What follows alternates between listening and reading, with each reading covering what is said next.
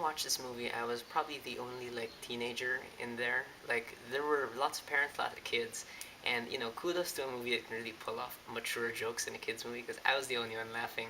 Felt like a fool, but it was great.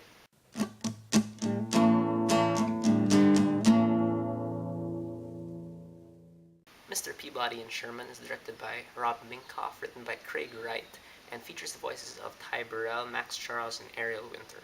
Mr. Peabody and Sherman is based on characters from the Rocky and Bullwinkle show, which I didn't really watch as a kid, but they came from a segment called Peabody's Improbable History. Now, if you're someone who knows nothing about these characters like me, you would have thought that the boy was Mr. Peabody, and no, the dog is Mr. Peabody.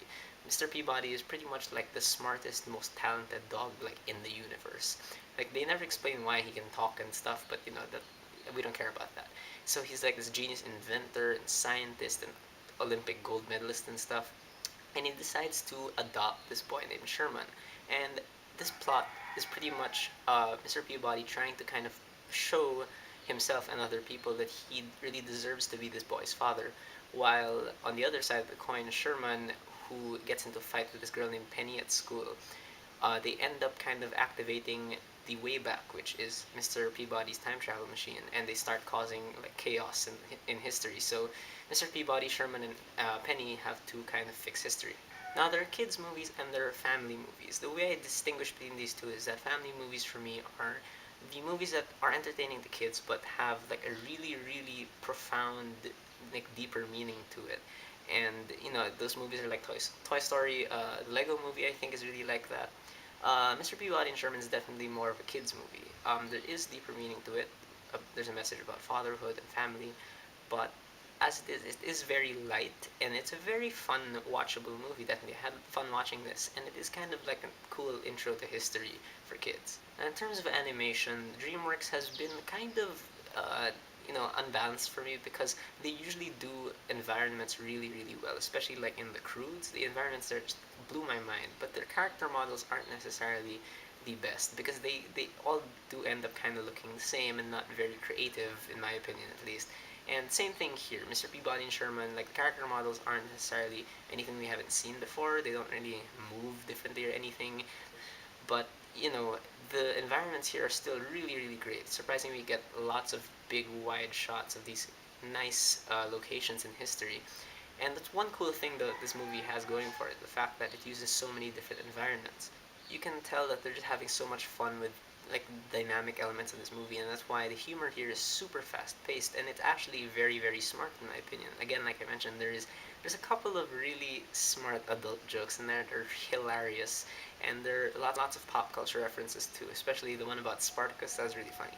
Although because this humor is so fast and doesn't have like this huge twist ending that the Lego movie had, the heart kind of falls to the background here. I do appreciate the fact they touched on this whole dynamic between Sherman and Mr. Peabody, but it doesn't really go anywhere necessarily. It just kind of resolves itself. And like I said, this plot is very very light. Like I'm not gonna knock on it. I'm not gonna say it's too complex and stuff because it's really just meant to be like it's a really fun adventure, and they do have lots of fun executing it. In terms of characters, though, there are actually quite a few really fun characters here, even if some of the historical characters only appear for a while, like Agamemnon, voiced by Patrick Warburton, who can voice any character, and I love him. But really, the best character here is definitely got to be Mr. Peabody, because he's pretty much a superhero at this point. He gets out of any situation, and again, there's a Lego movie-ish type thing where he just looks at a situation and he sees like a solution. Like you can see his mind kind of constructing. It's very Sherlock also, and he just does it, and it's really great. Again, I really welcome the dynamic between Sherman and Mr. Peabody, the whole familial relationship they have. But I thought the relationship between Sherman and Penny was kind of weird. Like they kind of forced the romance thing there, and I would have appreciated if it were kind of platonic, I guess. Voice acting though is great across the board. Ty Burrell as Mr. Peabody is really really good. Like I know some purists might not find him appropriate. I don't know, but Max Charles and Ariel Winter also as the kids, they're fine. So yeah, Mr. Peabody and Sherman is a very decent movie. It really could have been great though. Like there's so much potential with the whole historical time travel thing, so much potential with the whole dog adopting a boy thing, and they touch on this very briefly, but it doesn't really go that distance. It's very safe. It feels like this really really good made for TV kind of special thing. But like I said, still really, really fun to watch. And, it's still a very nice way to get kids into history because if people teach history well, history becomes really, really cool and awesome. And, like, history is great, in my opinion at least. I love history. Maybe it's also a good intro to Rocky and Bullwinkle, but I don't know. I'm not really that interested in watching Rocky and Bullwinkle, so whatever. But I hope other people kind of look back at the older cartoons. So that's my take on Mr. Peabody and Sherman. What did you guys think of it? If you've seen it or not, whether you agree with me or disagree, please leave me a comment. Let's have a conversation.